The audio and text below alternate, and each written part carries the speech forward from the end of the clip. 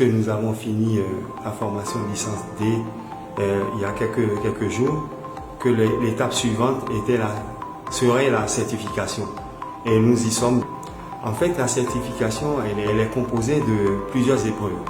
Déjà, il faut même dire que la certification se déroulait déjà pendant la formation, puisque à chaque passage pédagogique sur le terrain, chaque candidat était en situation d'évaluation. Donc, comme ce que nous appelons un contrôle continu des connaissances.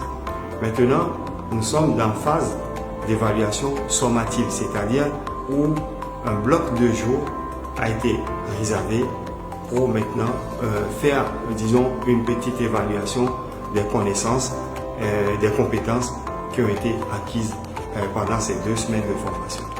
Donc, il y a 3 étapes. La première, une des étapes, en fait, c'est des UC, unités capitalisables. Et ces unités capitalisables, chaque candidat doit composer dans chacune de ces unités capitalisables. Et quand nous parlons de capitalisable, c'est que l'unité, lorsqu'elle est acquise, elle est acquise.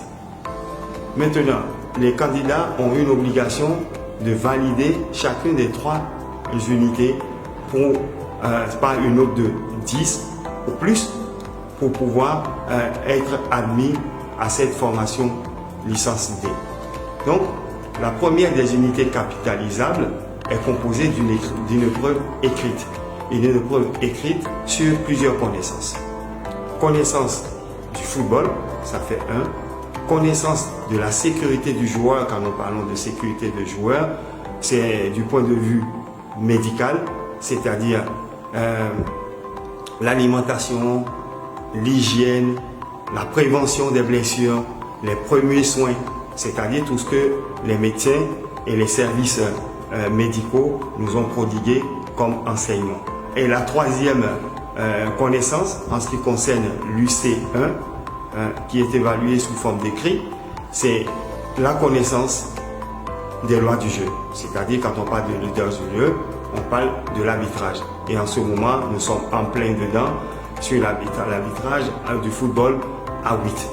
L'UC2, c'est la mise en situation pédagogique, c'est-à-dire ce qu'ils ont déjà, disons, appris, s'ils ont déjà connu pendant la phase de formation, où chaque candidat tire un sujet et doit présenter une partie de ce sujet avec des cobayes.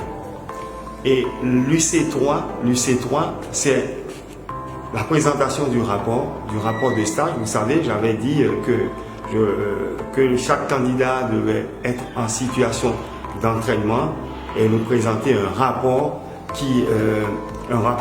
de stage qui correspond à la catégorie d'âge déterminée par la formation en l'occurrence. En l'occurrence, nous sommes en licence D et les catégories qui sont concernées sont du U7, U9, U11 et U13. Et donc pour pouvoir bien valider si les connaissances acquises, si les connaissances reçues pendant la formation ont bien été acquises et appliquées en ce qui concerne les catégories concernées. Donc, ça, c'est ce rapport, et ce rapport va être soumis sous forme PowerPoint, présentation en visioprojecteur PowerPoint, et qui démarre tout à l'heure à partir de 14 h. Aujourd'hui, nous allons pouvoir en passer 6, alors que pour ce qui concerne l'UC2, c'est-à-dire la mise en situation pédagogique, on va pouvoir en passer 12, puisqu'on a déjà commencé ce matin, 6 sont passés ce matin et 6 autres passeront cet après-midi. En ce moment même, l'ensemble des stagiaires, les 30 stagiaires, sont en train de composer sur ce que nous avons déterminé comme tout à l'heure comme l'UC1, c'est-à-dire l'écrit.